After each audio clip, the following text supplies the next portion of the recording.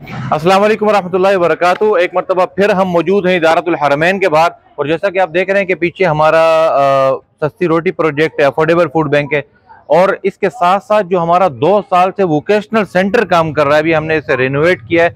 आइए मैं दिखाता हूँ कि किस तरह से काम कर रहा है। ये जी हमारी मेन एंट्रेंस है, और मेन एंट्रेंस के साथ साथ हमने बनाया है किचन बनाया है। अनकरीब इंशाल्लाह खवातीन को हम ये भी सिखाएंगे, लेकिन आए मेन एरिया की तरफ चलते हैं। ये हमारा मेन एरिया है, और ये सारा हमारा सेंटर है, जहां पर तकरीबन गुज़िश्ता 2 साल से सैकड़ों खवातीन ने माशाल्लाह हुनर सीखा है, सिलाई सीखी है, कढ़ाई सीखी है, मेहंदी सीखी है।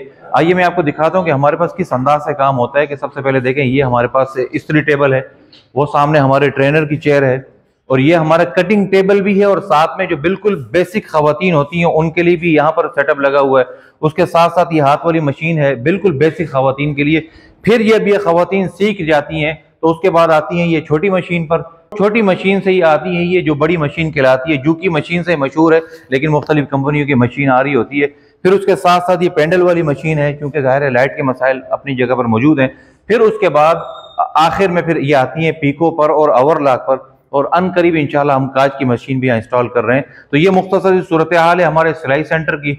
यहाँ पर तरतीब ये होती है कि खवातीन जैसे ही यहाँ पर आती हैं तो पहला आधा घंटा खवातीन के लिए कुरान मजीद का पढ़ना, ये हमारे सेंटर के सिलेबस और निसाब में शामिल है। और फिर ये जो एरिया आपको नजर आ रहा है, ये एरिया हमने अभी जो अपग्रेड किया है। पहले भी हमारी कई माएँ बहनें, हमारी बेटियां कई सारी ऐसी हैं कि जो आज मेहंदी सीख कर बरसरे रोजगार हैं। तो ये मीनाकारी का हमारा सेटअप है। तो ये हमारा मुख्तसर सा सिस्टम है। इंशाल्लाह जिंदगी बाकी, मुलाकात बाकी।